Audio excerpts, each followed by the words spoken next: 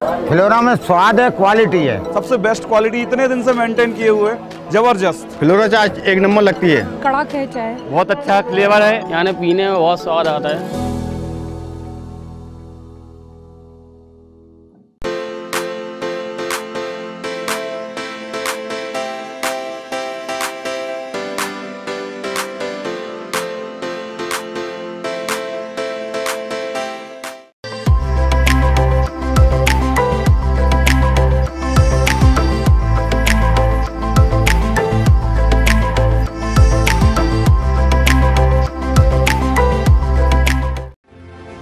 इस खबर के प्रायोजक हैं पूजा श्री डिटर्जेंट पाउडर व केक। नमस्कार, मैं हूं केशव तिवारी और अलग अंदाज में रहती हैं खबरें हमारी। 26 अक्टूबर को बहुजन समाज पार्टी के रामपुर बाघेलान के प्रत्याशी मणिराज सिंह और अमरपाटन के बहुजन समाज पार्टी के प्रत्याशी छंगेलाल कोल दोनों व्यक्तियों ने अपना नामांकन दाखिल कर दिया। नामांकन दाखिल करने के बाद रामपुर बाघेलान के प्रत्याशी मणिराज सिंह ने विशाल खबर से बातचीत के दौरान कहा कि मैं प्रशासन की नाकामी, बेरोजगारी और भ्रष्टाचार के मुद्दे पर चुनावी मैदान में हूं। किन मुद्दों के साथ जनता के बीच में जाएंगे? जनता के साथ मेरे मुद्दे वही हैं जो शासन ने 20-22 साल से प्रशासन किया है और जो नाकामी भारतीय जनता पार्टी के उन मुद्दों को लेकर के, जिसमें शिक्षा महत्वपूर्ण है, शिक्षा, बेरोजगारी, महंगाई, भ्रष्टाचार, ये सारे मेरे मुद्दे रहेंगे जनता में जाने के लिए। इसके अलावा शिक्षा की जिस तरीके से दुर्गति हुई है उसके संबंध में जितना भी कहा जाए कम है। जहां तक रही विकास की बात, तो विकास कहीं कुछ हुआ ही नहीं। एक सवाल के जवाब में कहा कि शिक्षा को तो पूरी तरह से नष्ट ही कर दिया गया है। एक विद्यालय में 2 छात्र हैं तो 2 टीचर भी हैं। अब आप इससे अंदाजा लगा सकते हैं कि शिक्षा का स्तर क्या है। गांव में आने जाने का रास्ता तक नहीं है। वहाँ के विधायक हैं, उनका कहना है हमने बड़ा विकास किया वहाँ पे। कोई विकास नहीं, विकास नाम की चीज़ नहीं है। मैं क्षेत्र में जाता हूँ, विकास ये है कि पाठशालाओं को देखता हूँ शिक्षा के क्षेत्र में, तो 2 बालक बैठते हैं और 2 टीचर रहते हैं, ये विकास है। शिक्षा को तो बिल्कुल नष्ट कर दिया भारतीय जनता पार्टी ने। कोई विकास नाम की रोड देखिए, गाँव ग्रामीण की रोडें हैं, बिल्कुल जाने आने के रास्ते नहीं है। तमाम बातें हैं, विकास तो कुछ दिख नहीं रहा। सिंचाई के क्षेत्र में सारे शराब, कोरेक्स और इसी का विकास हुआ है। पूरे क्षेत्र में चरस, भैंस चोर, बकरी चोर, इन्हीं सब का विकास हुआ है। जब उनसे यह पूछा गया कि आप चुनाव में किसको चुनौती मानते हैं, तो उन्होंने कहा कि हमारे लिए कोई चुनौती नहीं है। जनता आपको क्यों चुनेगी, इस सवाल के जवाब में कहा कि हम पढ़े लिखे लोग हैं, मैं शिक्षित हूं, इसलिए लोग हमें पसंद कर रहे हैं। शेरनी का दूध जो पिएगा वो दहाड़ेगा। चुनौती किसे मानते हैं आप? कोई चुनौती मेरे सामने है नहीं किसी की।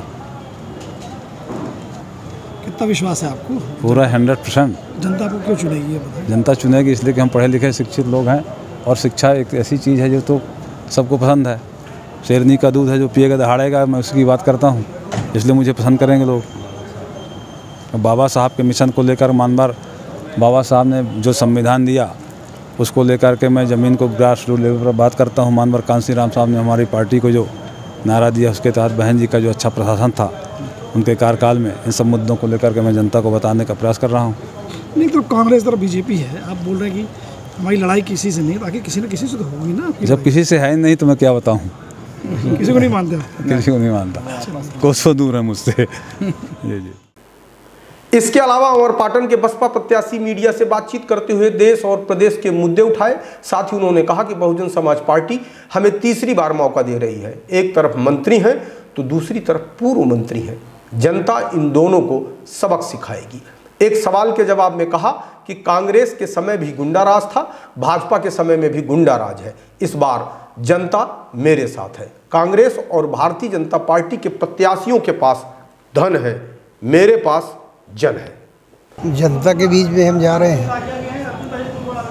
क्योंकि जो देश की हालात है, लोगों को न्याय, सुरक्षा, सम्मान नहीं मिल पा रहा है, बल्कि इंसान को पशुओं जैसे व्यवहार किया जा रहा है। खासकर मैं एसटी से ताल्लुकात रखता हूँ। अभी आपने सुना और जाना भी है कि आदमी और आदमी के ऊपर पेशाब करता है, इसकी जिम्मेवार तो प्रदेश की सरकार है। आदिवासी महिलाओं के साथ इतना बड़ा दुर्व्यवहार कि मणिपुर में आपने सुना होगा कि उनको बेपर्दा घुमाया गया।